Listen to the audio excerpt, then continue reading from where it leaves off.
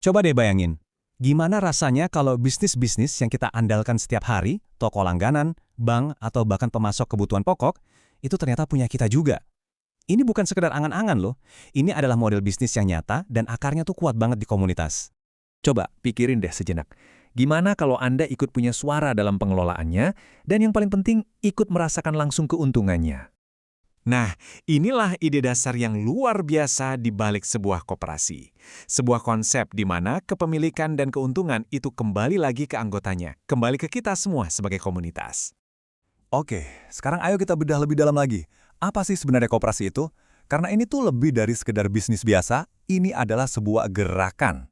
Kalau kita lihat definisinya secara resmi, menurut Undang-Undang kita nomor 25 tahun 1992, koperasi adalah badan usaha yang anggotanya bisa perorangan kayak kita atau bahkan badan hukum koperasi lain. Aktivitasnya itu dilandasi sama prinsip koperasi dan juga asas kekeluargaan, makanya disebut sebagai gerakan ekonomi rakyat. Gampangnya gini, koperasi itu bisnis yang dimiliki dan dijalankan oleh para anggotanya. Titik. Jadi kekuasaan tertingginya ada di tangan anggota, bukan di tangan segelintir investor. Nah, setiap gerakan pasti punya prinsip inti kan? Dan untuk koperasi di Indonesia, semua prinsip itu dirangkum dengan sangat apik di dalam logonya. Yuk kita bongkar makna di baliknya. Coba perhatikan deh, logo Koperasi Indonesia ini. Ini bukan cuma gambar biasa loh, setiap elemen di dalamnya itu punya arti yang dalam banget, yang mencerminkan nilai-nilai dasar dari gerakan ini. Pertama, ada gambar timbangan. Ini jelas banget, simbol keadilan sosial yang jadi fondasi utama koperasi. Jadi tujuannya bukan cuma cari untung, tapi juga menciptakan keadilan buat semua anggota. Artinya, satu anggota, satu suara. Nggak peduli seberapa besar modal yang kamu setor. Adil kan? Terus kita lihat ada rantai. Ini melambangkan persatuan dan persahabatan yang kokoh. Anggota koperasi itu ibarat mata rantai yang saling terikat, kuat, dan nggak bisa dipisahkan. Dan lihat, ada juga roda gigi. Ini keren banget sih cara menggambarkannya. Ini adalah simbol dari usaha dan kerja keras yang terus-menerus dan konsisten. Koperasi itu harus selalu bergerak, selalu berputar demi kemajuan bersama. Oke, kita udah tahu apa itu koperasi dan prinsipnya. Pertanyaan selanjutnya, gimana cara kerjanya? Siapa yang pegang kendali? Dan yang gak kalah penting, duitnya dari mana?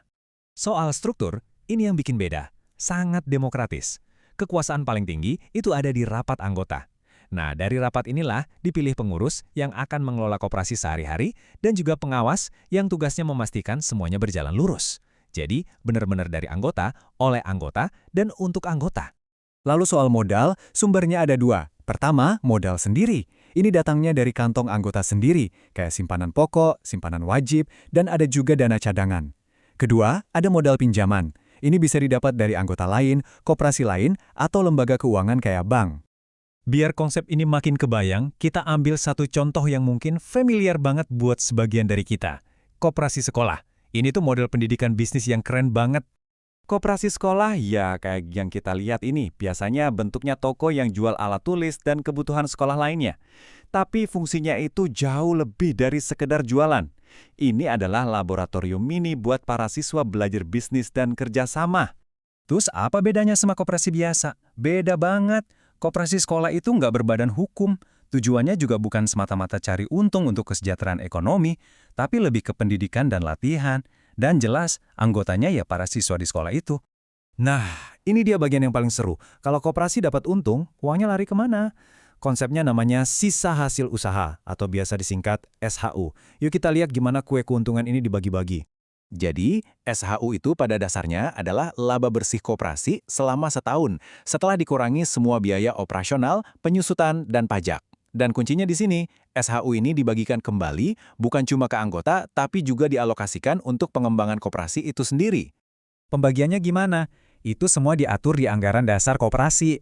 Contohnya bisa kayak gini. Ada porsi untuk jasa anggota, jasa modal, ada juga buat dana cadangan, buat dana pengurus, dan buat pos-pos lain kayak pendidikan atau kegiatan sosial. Oke, kita pakai angka biar gampang. Misalnya dari jasa modal, seorang anggota bisa dapat katakanlah Rp500.000. Anggap aja ini dividen dari simpanan Anda. Semakin besar simpanan Anda, ya semakin besar juga bagian yang Anda terima dari pos ini.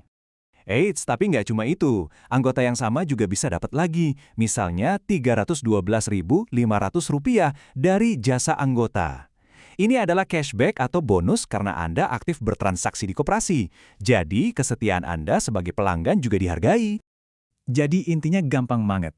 Semakin Anda aktif berpartisipasi, baik sebagai pemilik modal maupun sebagai pengguna jasa, semakin besar juga keuntungan yang kembali ke kantong Anda. Sistem yang adil dan benar-benar mendorong partisipasi aktif kan? Setelah kita bahas semua ini, saya mau tutup dengan satu pertanyaan buat Anda renungkan. Coba lihat di sekitar Anda, di lingkungan Anda. Kira-kira, masalah apa di komunitas Anda yang bisa dipecahkan dengan mendirikan sebuah koperasi? Mungkin soal harga pangan, akses permodalan buat UMKM, atau yang lainnya? Jawabannya ada di tangan kita bersama.